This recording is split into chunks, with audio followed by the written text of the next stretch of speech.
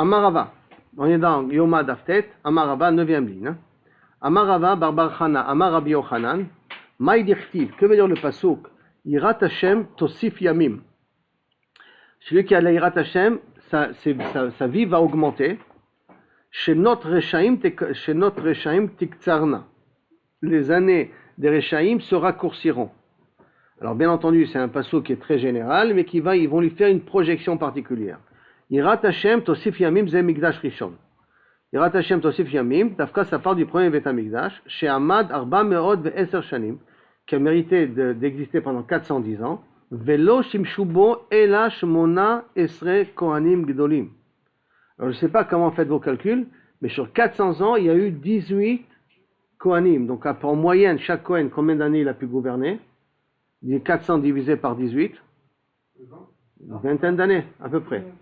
À peu près une vingtaine d'années. Chaque Kohen a pu mériter à peu près une vingtaine d'années à gouverner. Par contre, chez notre Reshaim Tiktsarna, qui veut dire la vie des Reshaim sera beaucoup plus raccourcie, Ze Mikdasheni, Shamad Arbamot Ve'esrim Shana, 10 ans de plus que le premier, 420, Veshimshu Boyoter Mishlosh Meot Kohanim. Plus de 300 Kohanim ont géré un petit peu le troisième Beit HaMikdash.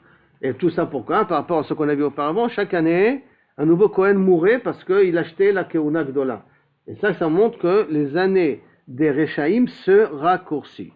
Tsemehem, et sur ces 420 ans, enlève Arbaim Shana chez Shimon HaTzadik, en tant que Kohen Gadol, donc moins 40, Veshmonim chez Shimesh Yochanan Kohen Gadol, et les 80 ans, donc ça nous fait au total 120 années de moins des 420, donc ça veut dire sur 300 ans, on a eu 300 Kohanim.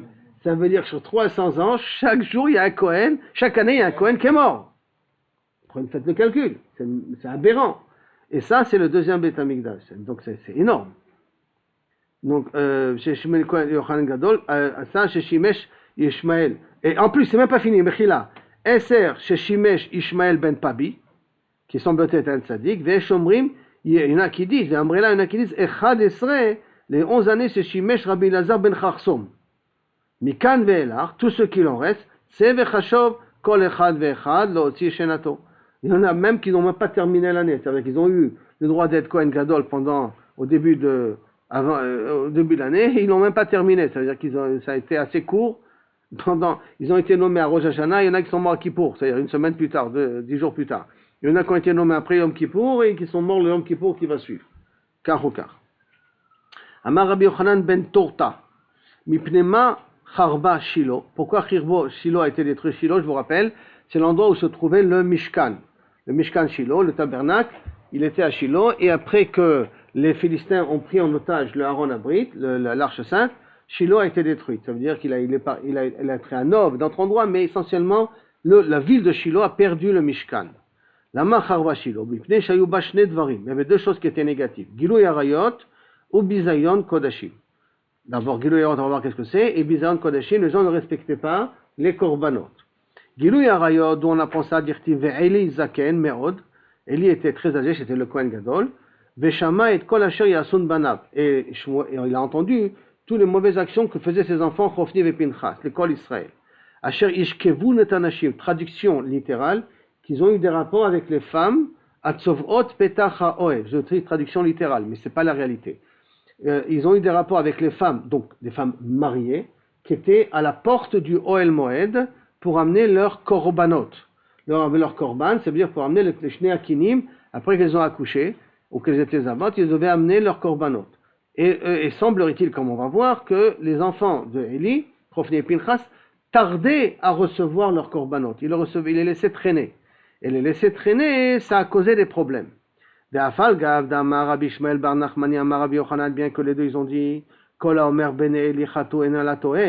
tout celui qui traduit de ces versets que Bémet ils ont fait une avéra, ils se trompent parce qu'ils n'ont pas eu de rapport avec des femmes mariées, c'est pas vrai. Et là, mitor, à cause de, ou pour la raison que, chez Shahu et Kinehem, qui laissaient traîner leur sacrifice, pourquoi? Parce que 2 oiseaux, c'est pas rentable. En plus, un c'est khatat, qu'est-ce que tu vas manger, les ailes, et l'autre c'est ola, donc il ne te reste pas grand-chose. Donc à cause que Shaou Kinem, il laissait traîner leur korbanot en dernier lieu, et par conséquent, elles ne pouvaient pas encore revenir vers leur mari, elles ne pouvaient pas manger des kodashim. Le pasuk les considère comme s'ils ont eu un rapport avec ces femmes-là. Ça voudrait dire que toute personne qui empêche une femme à pouvoir avoir un rapport avec son mari, pour des raisons XY, de travail ou n'importe quoi, il empêche, c'est considéré comme s'il a eu un rapport avec elle. Tellement le fait qu'il faut laisser la possibilité à la femme d'être avec son mari, que si quelqu'un il ose utiliser son statut, et à cause de son statut, à cause de son intervention, il cause qu'il y a des gens qui ne peuvent pas faire la mitzvah, Dieu nous en préserve, ou à cause qu'il ferme les mikvaot ou n'importe quoi, alors qu'il sache qu'il prend sur lui la responsabilité que c'est considéré comme s'il a eu un rapport avec ces femmes-là. Comme on voit de Eli et Chofni, de Chofni et Pinchas, excusez-moi. Maintenant, Bizayon à Kodashim, quel bizayon il y a eu dans les Kodashim? Dirti, parce qu'il y a marqué Gam beterem yaktirun, avant que Kaviachol iktirun et tachalavim. On a appris que, jusqu'à maintenant, que dans tout korban, on prend les graisses, comme on a vu dans le fameux korban du mouton là-bas, et c'est ces graisses-là particulières qu'on met sur le misbéach. Avant qu'on ait déjà sacrifié les graisses, Na'a Kohen, un des jeunes des Kohanim, pas d'Avdavka Chofni ou Pinchas, mais Chofni et Pinchas laissaient les choses se faire de cette manière-là, qu'un des jeunes venait, Bamar Leish Azoveach, il disait à la personne qui a amené un korban, Tena Bassar, donne-moi de la viande, Litzlot, les Kohen, pour que je puisse en faire griller au Kohen. Velo Ikach Mimcha Bassar Mebouchal, et je ne veux pas de la viande cuite, moi je veux de la viande grillée. Alors donne-moi déjà ma part, d'accord, avant que tu vas cuire ta viande. Qui im chai, que je la veux crue. Le maire El Avaïch, celui qui a amené le korban, il lui dit, ok, pas de problème. Kater iktarun, d'abord, mets les graisses dans le misbéach, fais d'abord ton travail. Bayom kayom, kayom acheleb, vekar lecha et asher tarbe nafshera. Et après, prends ce que tu veux. Besimcha rabba, prends ce que tu veux. Ve'amarlo, et le nar du coin disait à ce moment-là, qui a tatiten, dit non, maintenant je veux prendre. Ve'imlo, et sinon, la karti bechoska, je prendrai de force. Et ce comportement-là de dire, je suis le Kohen, c'est moi qui gère, je me sers en premier, même que Kaviachol, la procédure dit que d'abord on doit être makriv, même que le balabay te permettait de faire, mais tu utilises ton statut, que toi qui es responsable, pour changer les règles et faire suivant ton intérêt, ça s'appelle Khatat, Naharim, Gdola, Meot, ça veut dire que tu dénigres un petit peu les Kodashim et Pnei Hashem. Kinatsu Anashim et Minchat Hashem, parce qu'ils ont causé que les gens en avaient marre d'amener des korbanot. Ils sont arrivés des korbanot, et voir après que la classe ecclésiastique, donc les Kohanim, viennent et se comportent de façon un petit peu chutzpanim, si on peut dire, audacieuse, parce que c'est eux qui gèrent. Ça a donné un mauvais goût d'amener les korbanot, alors ça montrait de là qu'ils n'ont pas compris la valeur d'amener un korban, ça veut dire qu'ils ont été mévasés les kodashim à cause de ça, et ça a causé la destruction de Shiloh. On a déjà vu ça, non? On a déjà parlé de ça, que les Kohanim, ils ont fait dans une autre Gemara. Oui, dans une autre Gemara, mais d'autres sujets, donc sur d'autres termes. Que par la suite, ils volaient, ils prenaient des pots pour eux-mêmes, si tu te rappelles là-bas les pots, et qu'à Passof, ils ont été mégozer que les pots, on les laissait dans la caisse publique, on ne les donnait plus aux Kohanim. Et donc, il y a eu d'autres choses. Malheureusement, quand il y a un pouvoir et que tu sais que tu peux te permettre, et regarder un petit peu comment les policiers se comportent. Dès qu'ils portent un uniforme, et cela est margacha, qu'ils ont le droit de te crier dessus, ils ont le droit de faire machin rotim. Depuis qu'un policier te crie dessus, ça te doit crier sur un policier? Non. Mais le policier peut te crier dessus. Donc, quel droit il te crie? Qui lui a donné la permission de te crier? Mais l'uniforme te donne la possibilité de. Ou, les soldats, dès qu'ils portent le khaki, et qu'ils ont l'arme dans la rue, ils marchent avec l'argacha qui valent quelque chose. Alors que peut-être il ne s'est même pas encore tiré avec son arme. C'est l'argacha du tafkid qui te donne un koach et un sentiment de puissance. Et c'était comme ça avec les Kohanim, malheureusement. Migdash Rishon, Mipne Machara. Le premier Migdash, pourquoi il était détruit? Mipne Shlosha Devarim, trois choses. Vous connaissez cette Gemara-là. Shayu Bo Avodah Zara, Gilo Yarod et Shfichitamim, les trois avérotes graves, idolâtrie, Gilo Yarayot, donc l'adultère, bien entendu, et Shfichudamim, et malheureusement, la valeur humaine n'était pas grande. Avodah Zara, d'où on apprend du verset Ki Katsar HaMetza. Car elle était petite, elle était un Metza Mishtarea. Maintenant, le sanctuaire, l'endroit était petit à pouvoir recevoir la Shrina. C'est quoi il était petit? Depuis quand le Kodesh HaKodashim il est petit pour recevoir la Shrina? Maï Katsar Mesa Mishtaria. Que veut dire quoi? Il était petit pour pouvoir s'étaler. Amar Rabbi Yonatan, Katsar Metzaze, c'est l'endroit est petit. Mishtacher Alav Shtereim Keechad. Lorsqu'il y a deux amis ou deux personnes qui sont assis l'un à côté de l'autre. Va Masecha Tsara Meitkanes. Et la Masecha qui veut faire allusion ici à la Vodazara, elle est comme une tsara, elle est comme une concubine, comme une deuxième femme, qui hikanes lorsqu'il veut rentrer. J'explique un petit peu qu'est-ce que ça veut dire. Ça veut dire qu'à l'époque de Ménaché et du petit-fils de Ménaché et du fils de Ménaché Amon, ils ont fait rentrer une Avodazara dans le Kodesh HaKodashim. Ça veut dire que dans le Kodesh HaKodashim, il y avait en même temps le Aaron Abrit et il y avait deux statues. Une statue qui avait rentré Ménaché. Et ça a causé que la Shrina n'avait plus sa place. Elle se sentait étouffée comme deux femmes à un seul homme, qu'un déteste l'autre. Alors ça a donné l'impression comme quoi l'endroit était petit pour HaKadosh Baruch Hu. Et ça a causé, à cause de ça, que la Shrina elle est partie. Quand la Shrina est partie, ça a permis la destruction du Beth Amikdash. Et là-dessus, Amar Rabbi Yonatan, Amar Rabbi Shmuel bar Nachmani, qui matait Rabbi Yonatan et Aïkra. Quand il arrivait à ce pasuk, Rabbi Yonatan, Baché, il se mettait à pleurer. Amar Man, comment c'est possible? Dirtib, d'un côté c'est marqué Kanos, Kaned, Mehayam. D'un côté c'est marqué qu'Akadosh Baruch Hu il peut prendre toutes les mers de l'eau du monde et en faire une seule colonne. Donc ça veut dire que l'espace ne dérange pas Akadosh Baruch Hu. Et d'un autre côté il y a marqué Nasitlo Masecha Tsara. Et d'un autre côté il y a marqué que ce Masecha là, donc cet Avodazara qu'il a fait rentrer, a rendu à ce que l'endroit d'Akadosh Baruch Hu est devenu étroit pour Akadosh Baruch Hu. Il n'y avait plus de place pour HaKadosh Baruch Hu. Si je traduirais ça encore autrement aujourd'hui, ça voudrait dire que quand on fait rentrer une type d'Avodazara à la maison, la Shrina elle s'en va. C'est pour ça qu'il y en a qui sont makpidim, ne pas avoir de tableau qui a des croix dans le tableau. Parce que si on fait rentrer une Avodazara à la maison, une statue Bouddha ou n'importe quoi, ça cause automatiquement que la Shrina s'en va. Comme on voit dans le Beth Amikdash. Oui, Meir? Par rapport des livres. Alors, s'il y a des livres qui ont des croix, c'est que ça te balagan. À moins que tu les mets dans les toilettes, c'est Abéoterkal, mais il y en a qui ont l'habitude de rayer un petit peu les croix. Ce que j'avais fait par rapport au livre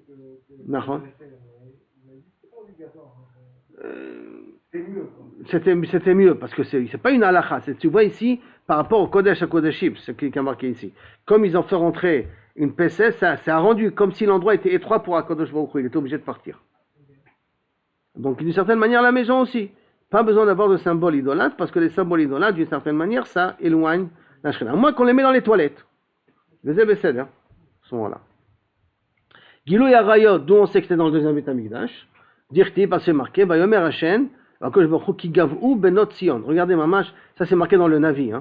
Ki Gav'u Benot Sion. Les femmes, elles étaient hautes. Vatelechna Netuyot Garon. Maintenant, c'est quoi Gav'u? On va voir tout de suite, la Gemara va expliquer chaque chose, comment ça marche. Vatelechna Netuyot Garon, elle marchait avec la tête rehaussée, ou Meshakrot Enaim, elle mentait avec les yeux, on va voir qu'est-ce que ça veut dire. Alors, Vetafuf Telechna, elle marchait et elle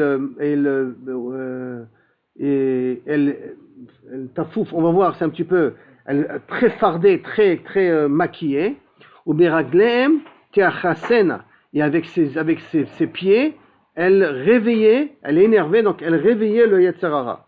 Chaque chose va être expliquée qu'est-ce que ça veut dire. Je reviens donc dans le pasuk. Et la Gemara elle continue. Il y a un qui gavnu bnot Sion, que les bnot Sion ont été grandes, ont été hautes, ça veut dire quoi? Shayu me'alchot aruka biyatsa ketzara.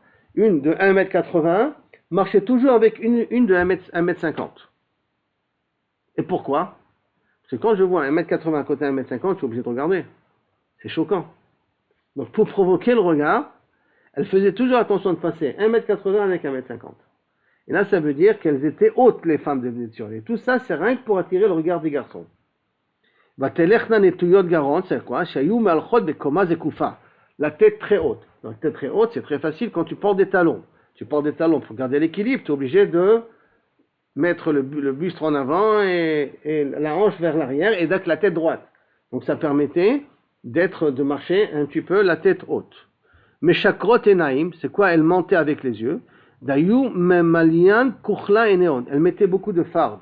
Elle se maquillait comme une indienne, donc de telle sorte qu'elle se faisait remarquer quand elle marche dans la rue. Et je vous ai déjà dit qu'une femme qui se maquille trop, c'est qu'elle n'a pas suffisamment d'attention à la maison, parce qu'elle a besoin d'attirer l'attention des gens de la rue. Alors vetafouf, c'est quoi alors vetafouf? Shayu tealechna, shayu mealchot akev betzad gudal. Elle marchait le talon devant le pouce. Ça veut dire un pied devant un pied. Comment les mannequins marchent quand elles font leur truc? Un pied devant un pied pour que ça dandine et que tout le monde voit. Et c'est exactement la façon comment marcher des Bnot Sion dans le premier Beth Amikdash. Bnot Sion, donc on parle dans Jérusalem, dans les pourtours de Jérusalem. Donc, Akev Betzad Agudal. Ou Beraglem Tiachasena, c'est quoi avec leurs pieds, elles mettaient la colère. Amar Rabbi Yitzhak, Shayum Meviot, Mor Vafarsemon. Elles prenaient deux types d'encens qui ont un produit un peu aphrodisiaque qui réveille le désir. Donc les odeurs peuvent réveiller le désir quelque part. Et donc mort va forcément, qui coûte très cher d'ailleurs. Ou monichot elles portaient elles mettaient ça dans leurs chaussures. Quand elles passaient dans le chouk, près où il y avait les garçons qui étaient là-bas, pour atot, elles donnaient un petit coup de pied. Ou matizot alehem, et avec le coup de pied, le flacon se cassait, le flacon, ce qui avait le jet sortait, et donc l'odeur arrivait vers les garçons. Et Machnesim, Baem Yetzerara KRS, elle réveillait le Yetzera chez les garçons comme un venin de serpent. Comme ça, faisait rien que pour attirer et après se terminait par des Issouri. Et donc ça veut dire KRS Bekaous comme le venin d'un serpent. D'accord? Maintenant, tout ça, c'est la deuxième Avera qui faisait dans le premier Beth Amikdash. Shfichou Damim, d'où on sait qu'il y avait énormément de Shfichou Damim, parce que c'est marqué dans Melachim à l'époque de Ménaché. Vegam dam naki shafach menaché. Harbe meod. Il a versé beaucoup de sang propre. C'est quoi de sang propre? Il prenait tout ce qui avait une tête de barbu et tout ce qui n'était pas d'accord avec lui, il envoyait la Gestapo pour le liquider. De telle sorte que c'était considéré Adasher, Mala et Yerushalayim Pélepé. Jusqu'à qu'il a rempli Yerushalayim de sang d'un endroit à l'autre. Maintenant, le fait d'avoir tué tous les tzadikim de Yerushalayim, donc tous ceux, les rabbanim qui étaient contre son comportement, contre sa réforme, contre sa Vodazara, et on parle là du premier tiers de son royaume. Hein. Dans les deux tiers de son royaume, il a fait tchouva, mais c'était une tchouva insuffisante. Dans le premier tiers de son royaume, toute personne qui était contre son mode de vie ou sa façon de penser, il était automatiquement exterminé par la Gestapo. Donc c'est un petit peu ce qui s'est passé à Yerushalayim. Donc on voyait que la valeur de l'être humain n'était pas grande à cette époque. Et tout ça, c'est le premier Beth Amikdash. Hein. Aval Beth Mikdashini, exactement l'inverse. Torah, il faisait donc c'est Gdusha, mitzvot et Gminut Chasadim. Mitzvot, donc l'important c'est que Gminut Chasadim sauver les gens aussi. Mipne Machara, pourquoi elle a été détruite? Mipne Shaita Bo Sinat Chinam. Comme nous savons tous très bien, voilà la fameuse Gemara, parce qu'il y avait une haine gratuite. On ne se supportait pas mutuellement. Même les barbus ne se supportaient pas entre eux. L'élam decha, pour t'apprendre, chez Shkula, Sinat Chinam, Keneget Shalosh Averot. De là, on voit que Sinat Chinam était pire que les trois Averot graves, qui est Retzach, Avodazara et Gilou Yarayot. Avec Avodazara et Gilou Yarayot. Shfichou Damim, Veshfichou Damim. Maintenant, la Gemara demande Reshaim Ayou, et là, maintenant, dans le premier Beth Amikdash, c'était les Reshaim. Ça veut dire d'une certaine manière, c'est quoi des Reshaim, puisqu'ils faisaient les trois Averot comme ça. Et là, et donc, si tu es rachat, quand je me il risque de te punir, quelque part, et là, chez Talou, Bitronam, Be'akadosh Baruchu. Ils avaient confiance. Que quoi ils avaient confiance? Et donc, comme on a le Beth Amikdash, et que de toute manière, c'est le premier Beth Amikdash qui a été construit par Akadosh Baruchu, Bevada Akadosh Baruchu ne va pas le détruire. Comme Bevada Akadosh Baruchu ne va pas le détruire, donc même si on fait des bêtises, on est protégé. On a le rabbin là-bas qui nous protège. On a le Beth Amikdash là-bas qui nous protège. Ça veut dire que c'était des Reshaïm, mais ils avaient une confiance qu'Akadosh Baruchu, avec toutes leurs bêtises, il leur pardonnera.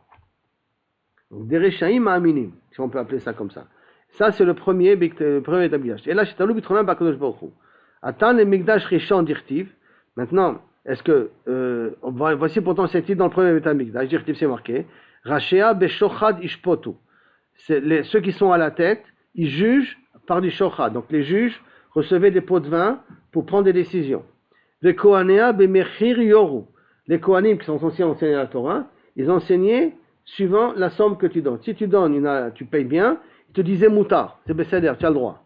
Il cherchait le éther, dès que quelqu'un il payait bien, il lui trouvait un éther. Si quelqu'un ne payait pas, il lui disait assaut.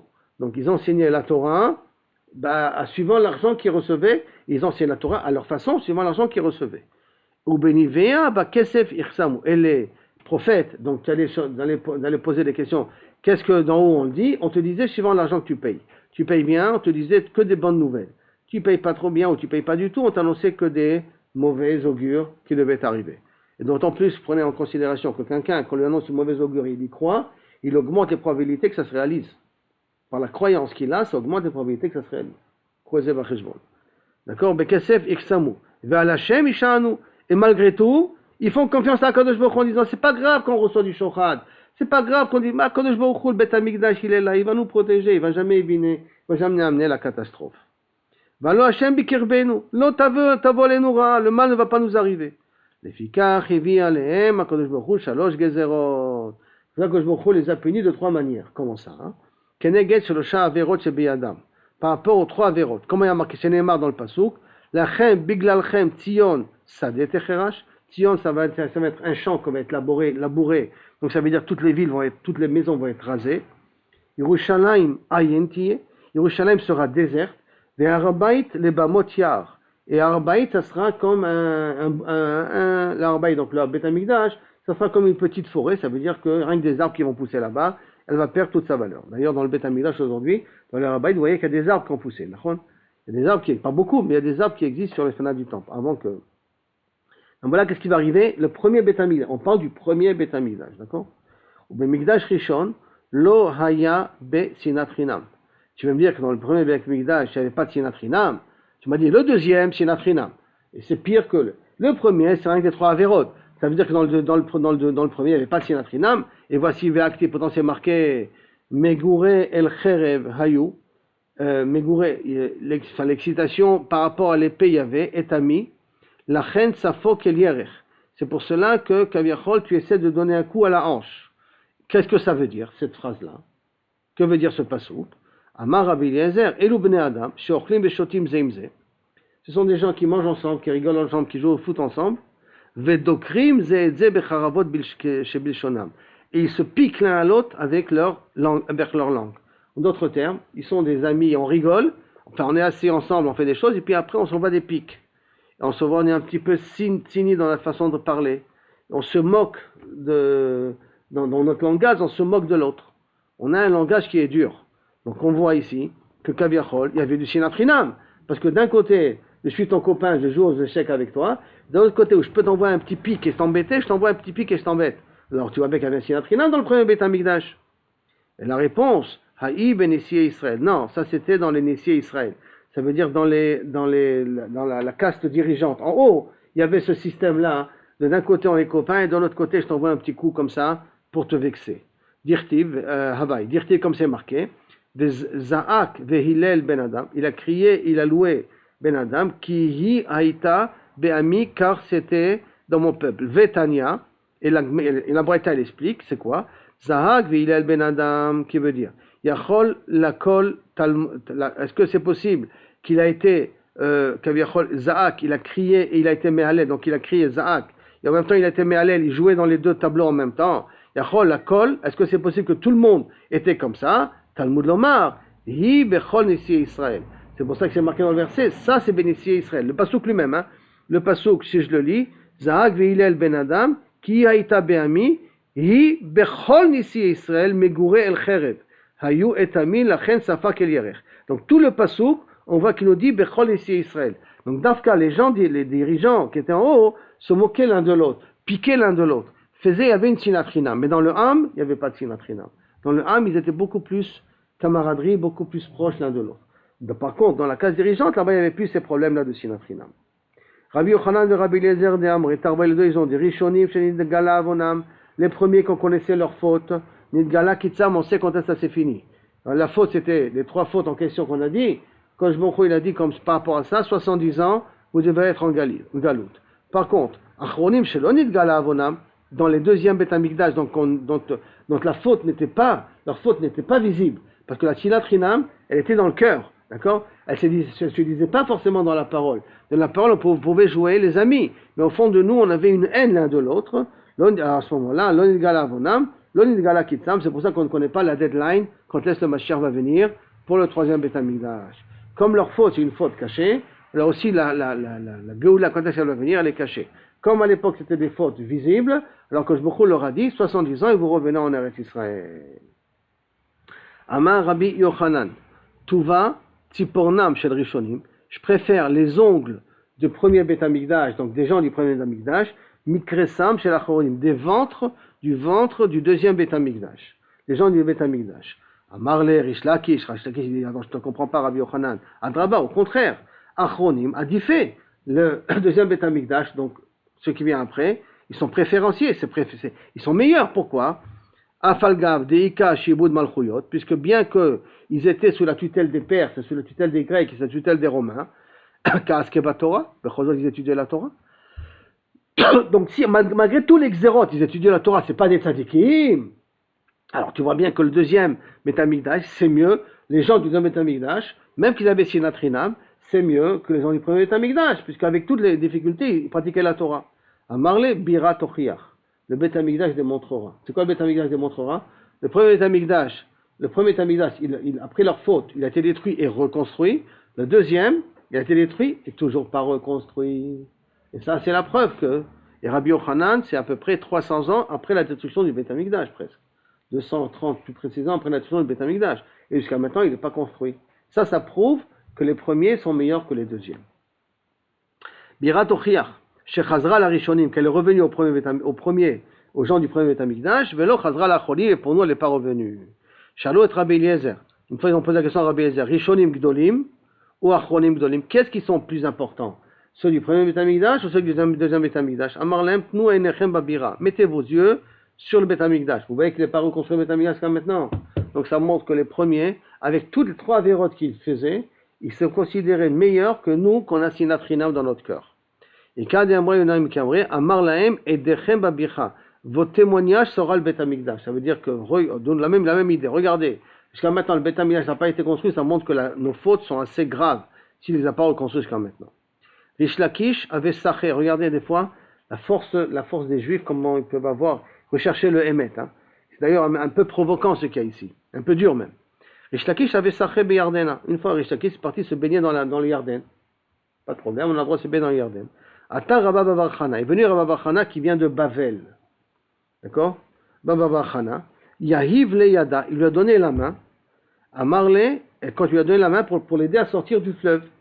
Stam, pour l'aider. D'accord? À Marley, il lui a répondu, Rish Lakish, et là, je jure que Sanin Alechu, que je vous déteste, vous les Babyloniens. Vous qui sont venus de Bavel, je vous déteste. Pourquoi? Dirti, parce que c'est marqué. Im Chomahi nibna alea tirat kesef. Que si c'est une choma, que si c'est une muraille, comme ça marqué dans Shirachirim, je construirai là-bas une tour en argent.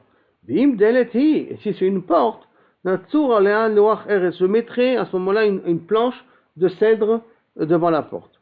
Qui veut dire, il explique, si vous aurez fait comme une choma, c'est quoi une choma? Une muraille. Une muraille veut dire quoi? Si vous serez monté en masse à l'époque de Ezra, vous serez monté en masse. Alors à ce moment-là, on aurait gagné que quoi? Que la porte, elle aurait été, enfin la tour, elle aurait été en argent. Si vous aurez fait comme une muraille, vous serez tous montés à l'époque de Ezra, vous aurez été comparé à de l'argent. Que l'argent ne s'oxyde pas, ne pourrit pas, et n'est pas rongé, ne s'oxyde pas. Il n'y a pas de rouille là-dessus. Maintenant que vous êtes montés comme des portes, parce qu'au départ il y a 2000 personnes, 3000 personnes, au maximum 4000 personnes, 40 000 personnes, je crois, il a réussi à faire monter, et rien que tous les gens qui ont des problèmes, et tous les gens qui étaient religieux et pratiquants, ils sont restés en Bavel, ils ne sont pas montés avec Ezra. Maintenant que vous êtes montés comme des dlatot, vous êtes comparés à un cèdre, que là-bas la pourriture, elle peut s'accrocher là-dessus. Qui voudrait dire que si vous serez montés tous à l'époque de Ezra, vous n'aurez pas eu la destruction du deuxième Beth Amikdash. Parce que vous n'êtes pas montés, vous n'avez pas eu cette ferveur-là de vouloir monter Mamash, on a raté le Beth Amikdash. Et c'est pour ça que le Gradi, dans le Collator, il dit ceux que j'ai plus, il y aura bientôt un troisième retour en Eretz Israël. Il dit ça à son époque, il y a 200 ans. Hein. Mais ceux que j'ai le plus peur, c'est des Meraglim. Il y aura un retour en Eretz Israël. Il y aura à un moment donné une ouverture et un retour en Eretz Israël. Mais ceux que j'ai le plus peur, c'est des Meraglim. C'est des personnes qui vont décourager les gens à monter en Eretz Israël. Comme ça, il y a marqué dans le Sefer Collator, au nom du gras. Attends, Maï Erez, Maï Erez, que veut dire donc ce cèdre là, il va résider là quelque chose. Amaroula, Sasmagor. Sasmagor. Et Maï Sasmagor, c'est quoi Sasmagor? Amar Rabbi Abba. Que veut dire donc cette métaphore là de Erez, Sasmagor, tout ça? C'est quoi? De quelle métaphore on parle? Amar Rabbi Abba, Batkol. C'est un Batkol. Qui veut dire quoi un Batkol? Comme on va voir tout de suite, il y a une dégradation qui s'est faite dans le deuxième Beth Amikdash. Dans le premier Beth Amikdash, il y avait des Nevi'im. Les Nevi'im recevaient la parole directement d'Akadosh Baruch Hu. Ces Nevi'im, il y a des rescapés de ces Nevi'im, c'est Chagai ou Malachi. Chagai, Zecharia ou Malachi, c'est les derniers Nevi'im qu'on a eu dans l'Am Israël. Ça va revenir, mais que pour l'instant on les a eu. Les derniers. Et après que ces Nevi'im là sont partis, la seule communication qu'avait Akadosh Baruch Hu, parce qu'il n'y avait plus de Shrina dans le deuxième Beth Amikdash, la Shrina ne résidait pas dans le deuxième Beth Amikdash, c'était une Bat-Kol. Une Bat-Kol, c'est comme si on était maintenant au Beth Midrash et on entend une voix nous dire quelque chose. Et comme ça, ils recevaient des messages d'en haut. Comme d'ailleurs le Ishtabar qu'on a, ils n'ont pas trouvé de Noussar, parce qu'un coup, ils ont trouvé une page posée sur la table qui a fait l'unanime de tout le monde. Ça, c'est une notion de Bat-Kol. Qui descend, d'où ça fait là? Qui l'a écrit? Non, pas moi. Ça vient du ciel. Que je vous t'envoie ça, et comme ça te donne la réponse. Donc, Amar et Biaba, c'est quoi qu'on a eu des portes dans le deuxième Beth Amikdash, qu'on avait que Bat-Kol, Kedetania, comme c'est marqué, quand les derniers prophètes sont morts, Chagai, Zecharia et Malachi, Nistalka, Ruach HaKodesh, Israël. On a perdu le Ruach HaKodesh. Il appelle ça Ruach HaKodesh la Nevoa. Hein. On a perdu le Ruach HaKodesh. Va'adain, Hayum Ishtamshim be Bat-Kol. Et encore, Kabiachol, on utilisait un Bat-Kol pour pouvoir recevoir des messages. D'Akadosh Baruch Hu. Maintenant, on revient à l'histoire de Rish Lakish. On a vu que Rish Lakish a parlé à Rabba Bar Chana. Or, Rish Lakish était quelqu'un de Meot Chashuv. Comme c'était quelqu'un de Meot Chashuv, on va voir tout de suite quel type de comportement il avait. Donc, Mimishtae Behade Rabba Bar Chana. Rish Lakish, Mimishtae Behade Rabba Bar Chana. Est-ce que Rish Lakish, il était en compagnon avec Rabba Bar Chana?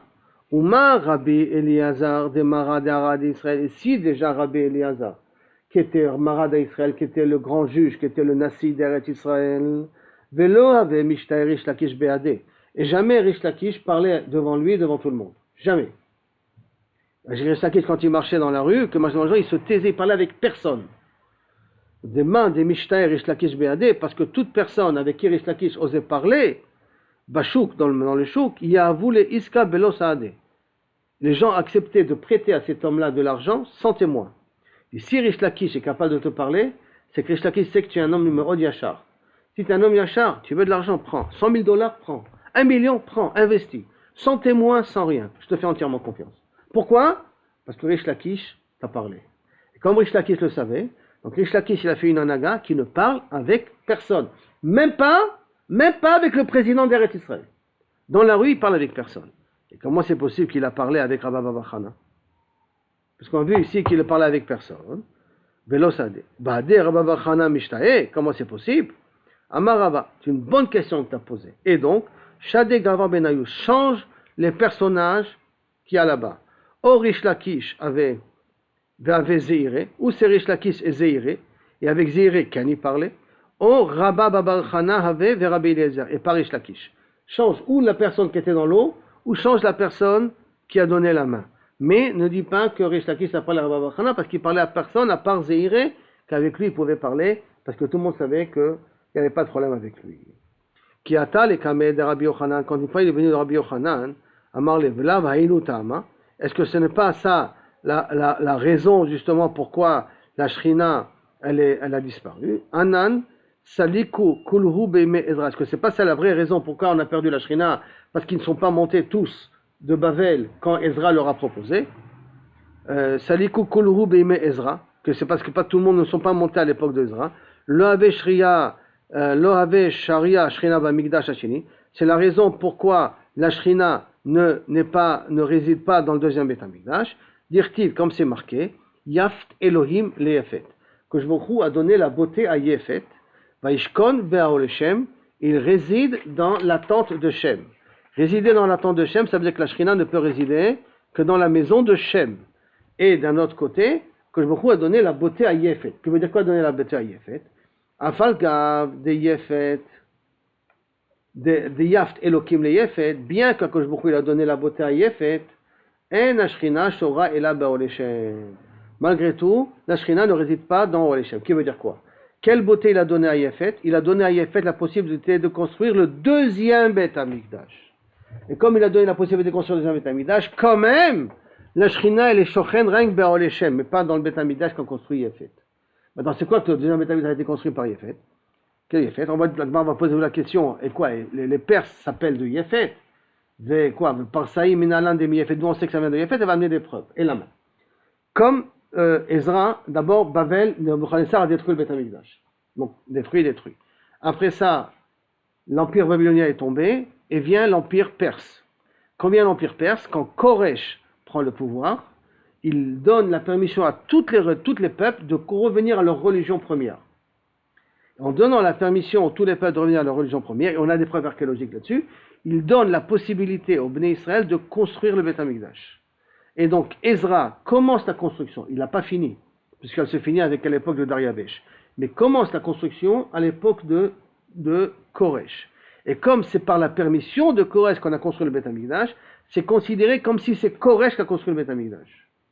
Et comme Koresh, on va voir, il descend de Yefet, donc ça s'appelle Vayeft Elohim le Yefet. À cause beaucoup, il a donné la beauté. Et la beauté, c'est la Beth Amikdash.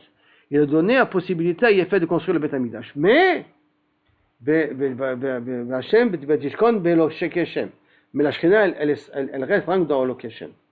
Ça voudrait dire ici, et le Gra il en déduit, a priori il a déduit sur le din, que si on construit une synagogue que par des juifs, alors la Shekhinah elle peut résider dans cette synagogue à tel point que, et des chambrées Shabbat en plus, qu'il n'aura aucune kavana ra'a pendant la tfila dans cette synagogue-là.